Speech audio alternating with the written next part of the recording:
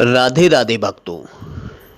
श्रावण मास की शुक्ल पक्ष की एकादशी को ही पुत्रदा एकादशी कहा गया है।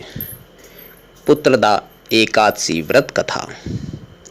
प्राचीन काल में महिष्मती नगरी में महिजित नामक एक धर्मात्मा राजा रहते थे।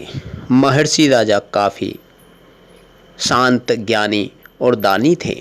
दानी होने के बावजूद भी राजा को कोई संतान नहीं थी। संतान न होने की वजह से ही वह हमेशा दुखी रहते थे। एक दिन राजा अपने राज्य के सभी ऋषि मुनियों, सन्यासियों और विद्वानों को बुलाकर संतान प्राप्त होने के उपाय पूछने लगे।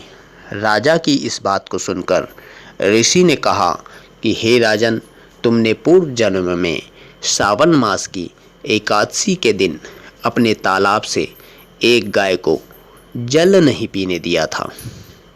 इसी वजह से क्रोधित होकर उस गाय ने तुमको संतान न होने का श्राप दिया था।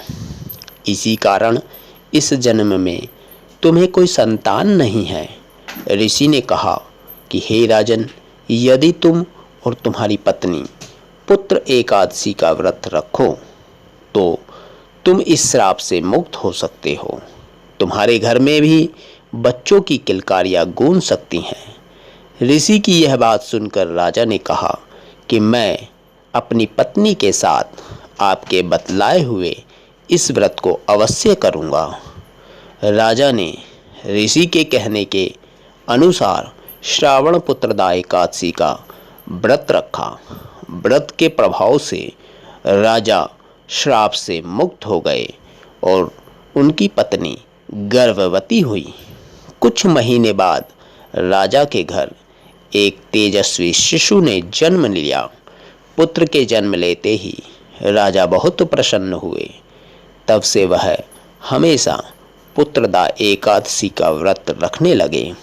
धार्मिक मान्यताओं के अनुसार ऐसा कहा जाता है कि जो इस व्रत को श्रद्धापूर्वक करता है, भगवान श्री हरि विष्णु उस व्यक्ति की सभी मनोकामनाएं अवश्य पूर्ण करते हैं। राधे राधे भक्तों। जय श्री हरि विष्णु।